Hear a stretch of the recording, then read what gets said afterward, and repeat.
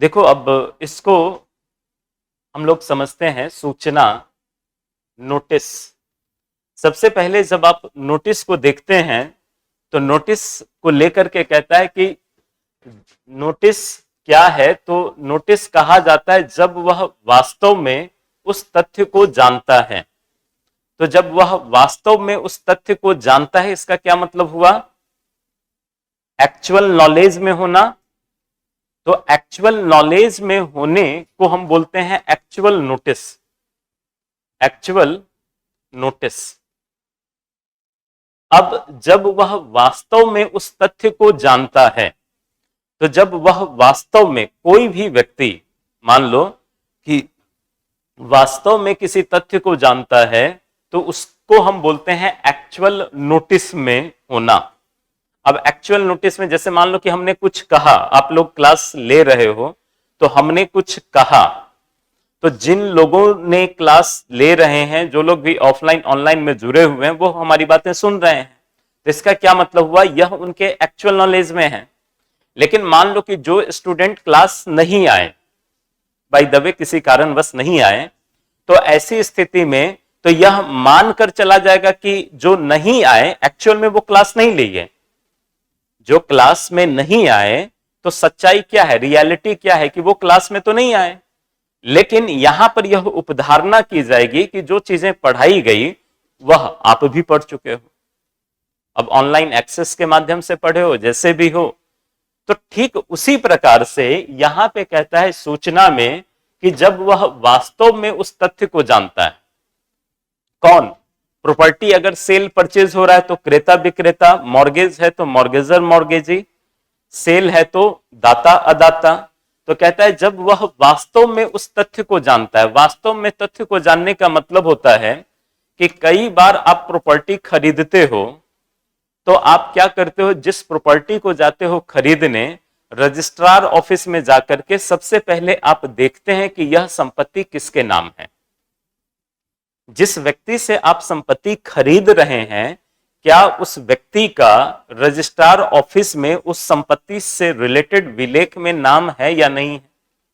अगर आपने देखा तो इसका क्या मतलब हुआ कि अब आपका एक्चुअल नॉलेज में आ गया। प्रॉपर्टी खरीदने से पहले कोई, अगर मान लो कि आप नहीं देखते हैं तो कोई बात नहीं है, लेकिन देख लेना चाहिए। जब भी कभी प्रॉपर्टी आप खरीदो, मकान खरीदो, जमीन खरीदो, जब भी आप खरीदते हो, तो आप सबसे पहले रजिस्ट्रार ऑफिस में जाओ और रजिस्ट्रार ऑफिस में जा करके उस प्रॉपर्टी से रिलेटेड जो भी दस्तावेज है उस दस्तावेज को देखें।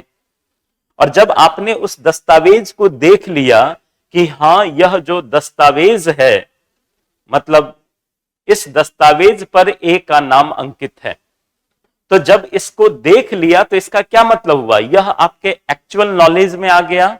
तो इसको बोलते हैं कि वह वास्तव में उस तथ्य को जानता है। अब भी खरीदेगा तो कोई दुविधा नहीं रहेगी कि यह प्रॉपर्टी एक ही है। क्लियर है? या अथवा ऐसी जांच या तलाश जो उसे करनी चाहिए थी, करने से जानबूझकर प्रवृत्त न रहता या घोर उपेक्षा न करता, तो वह उस तथ्य को जान लेता। कुछ लोग बड़ा ही, मतलब प्रॉपर्टी खरीदेंगे, मकान खरीदेंगे, लेकिन बहुत ज्यादा ध्यान नहीं देंगे। यहां पे क्या है कि आप रजिस्ट्रार ऑफिस गए, आपने देखा कि यह दस्तावेज प्लॉट नंबर किसके नाम से है, तो ए के नाम से है, तो इसका मतलब आपकी जानकारी में आ गया। कई बार कुछ लोग ऐसे होते हैं जो प्रॉपर्टी खरीदते तो हैं, लेकिन रजिस्ट्रार ऑफिस में जाना सही नहीं समझता, अरे उसी का तो होगा। समझ में आ रही बात? तो अगर बी को कोई प्रॉपर्टी खरीदनी है, तो जिस रजिस्ट्रार ऑफिस में, जैसे मान लो कि दिल्ली में यह रोहिणी का एरिया है, तो अगर मुखर्जी नगर में कोई प्रॉपर्टी खरीदोगे आप, तो ऑब्वियसली रोहिणी डिस्ट्रिक्ट का जो भी रजिस्ट्रार होगा उसके अधीन उस प्रॉपर्टी से रिलेटेड चीजें उसके पास होगा रिकॉर्ड के तौर पर। तो अगर आपने वह नहीं देखा बाय द वे और प्रॉपर्टी खरीद लिया, डॉक्यूमेंट एग्जीक्यूट हो गया, पैसा दे दिया, और अब कह रहे हो कि जी यह प्रॉपर्टी का मालिक ए नहीं है, इसका तो एक्स है, ए ने हमें धोखा दे दिया। तो ऐसी स्थिति में कानून यह मानकर चलेगी कि आपने जानबूझकर अगर प्रविरत या घोर उपेक्षा न करते तो आप उस तथ्य को जान लेते। मतलब यहां पर लागू होता है कंस्ट्रक्टिव नोटिस। कंस्ट्रक्टिव नोटिस इसको बोलते हैं रचनात्मक सूचना। रचनात्मक सूचना। तो जहां पर जानबूझकर प्रविरत या घोर उपेक्षा नहीं किए होते तो ऐसी स्थिति में आप उस तथ्य को जान लेते, लेकिन आपने नहीं जाना तो गलती किसकी है? रजिस्ट्रार जाकर के घर घर में बताएगा कि देखो ये प्रॉपर्टी खरीदना तो हमसे हमारे पास आ जाना, हम बता देंगे। रजिस्ट्रार का काम क्या है? रजिस्ट्री। आप उसके सामने जाओगे, रजिस्ट्रार पूछेगा और उसके बाद अपना सिग्नेचर करेगा, उसका मुहर लग जाएगा। तो यहां पे कहता है कंस्ट्रक्टिव नोटिस के बारे में, अगर जो जांच या तलाश करनी चाहिए थी, अगर आपने जानबूझकर या उपेक्षा पूर्वक अगर आपने नहीं किया होता तो आप जरूर इस तथ्य को जान लेते।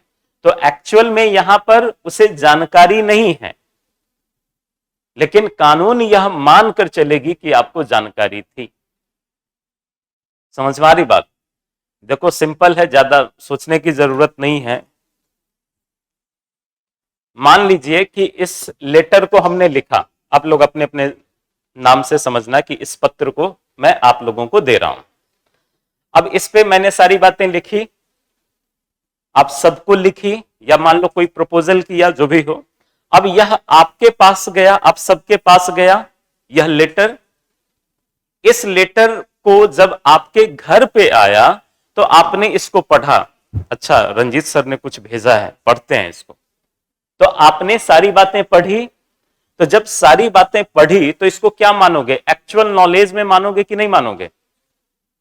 जब आपने सारी बातें पढ़ी तो इसका मतलब है कि हर एक फैक्ट इस लेटर में जो भी चीजें लिखी हुई है, इस संदर्भ में सारी की सारी बातें आपकी जानकारी में आ गई। मतलब यह एक्चुअल नोटिस है, एक्चुअल नॉलेज है। क्लियर है ये चीजें?